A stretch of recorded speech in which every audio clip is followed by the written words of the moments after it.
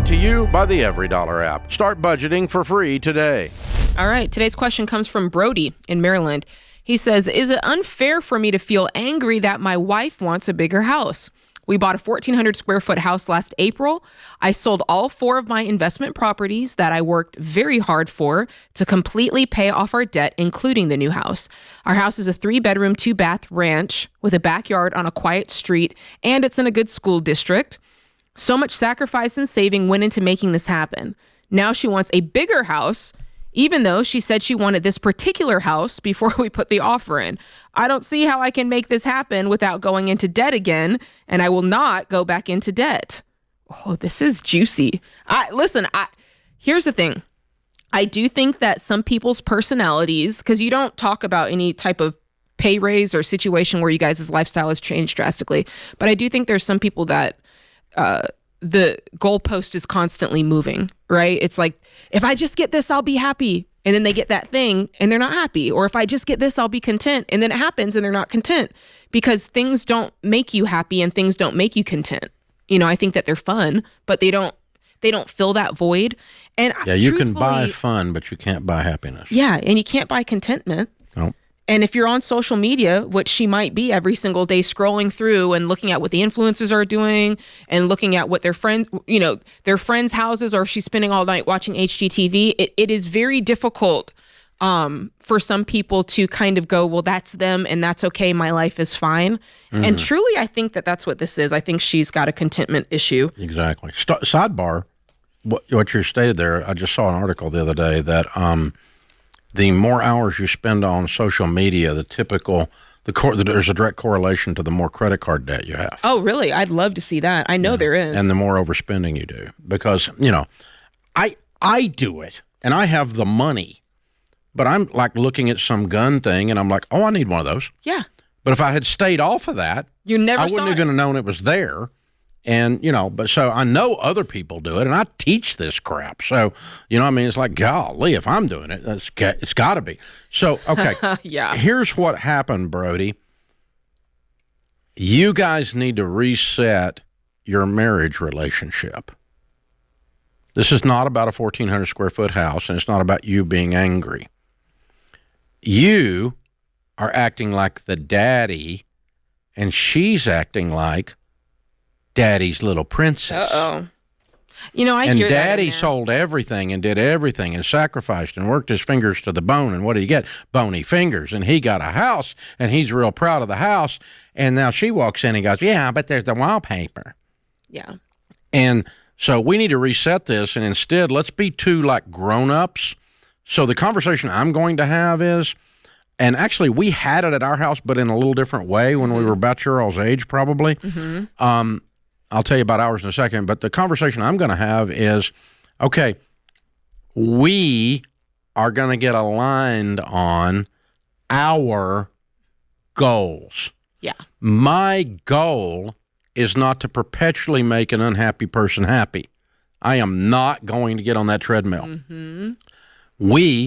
You're a grown woman. I'm a grown man. We're going to sit down together, and here's one of mine. Okay? I don't borrow money. Period.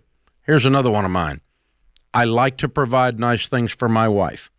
Here's another one of mine. These are what you might say, Brody. Okay? And she's saying, well, I want a house as nice as my friends. Okay, what can we do to get that? Mm-hmm. You don't work. You could work. You don't work much. You could work more. You could quit coach bagging it, and we might save that money towards a house.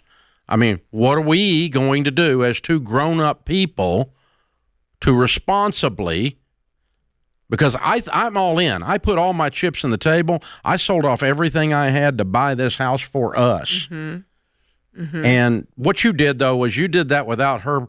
She was not aligned to that decision. She was giving you lip service, but this was not her idea. It was yours.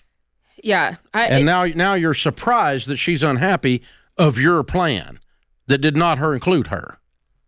So this is like, I got to tell you, about 10 years, I've been married 43 years, about 10 years into marriage, I don't buy Sharon jewelry anymore that she hasn't seen.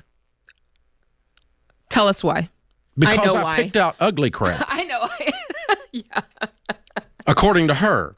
But I spent a lot of my beautiful money on her ugly crap. And then she's like, oh, well, I wouldn't about that. And I'm like, oh, geez. Well, let's just not do that again. So I don't mind if Sharon has, I mean, she's got earrings the size of a headlight, but she picked them out. And then she says they're heavy. They're that big. Okay. And I'm like, that's ridiculous. And I'm It's like, a good problem to have, Sharon. Okay. Just get your little earlobes and do some earlobe lifts. Start doing some workouts there in the gym because you picked them out. So see, that's the difference. This girl's not involved in this. Well, yeah, you can tell by the language. I sold all of my investment properties. So much sacrifice. Yeah, he's the only one. Savings. He feels like he's the only one sacrificing. You can tell by the language whether. But it's a paternal thing rather than an equal thing. Yeah, you can hear it. I think we got to reset and go, we're not going anywhere from here. We're not making any major decisions without both of us involved. And I learned that after I went broke because I made a lot of decisions that were stupid without talking to my wife. Proverbs 31 says, who can find a virtuous wife? For her worth is far above rubies. The heart of her husband safely trusts her. And here's my favorite part. He will have no lack of gain. And it's not in the Bible, but it might be in one version like Second Hesitations. Yeah. Right after no lack of gain, she no longer says, I told you so. Oh, I kind of like being able to. She can't say that anymore. I like being able to say that, though. I know, but you can't say that when you were in on the decision. All you can say is, we together made a dumb butt decision. That's all you can say from this point forward.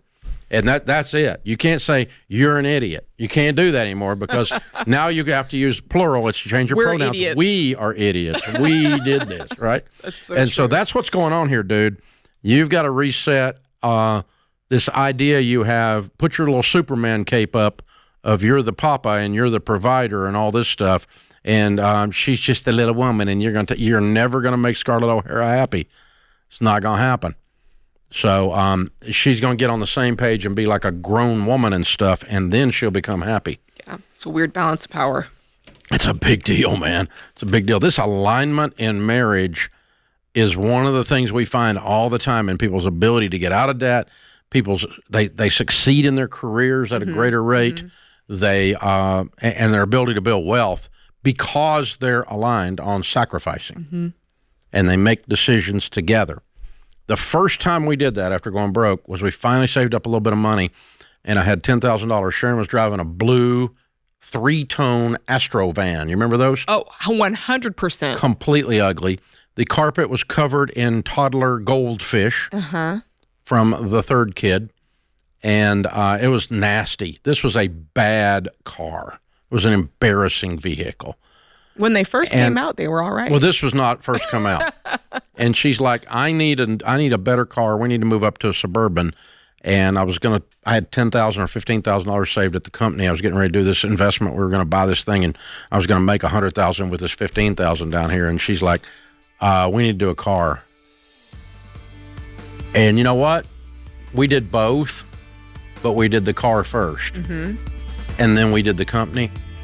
And it turns out now, all these years later, it was okay. But in the moment, aligning on that with two grown-ups was a big deal. It's a big deal.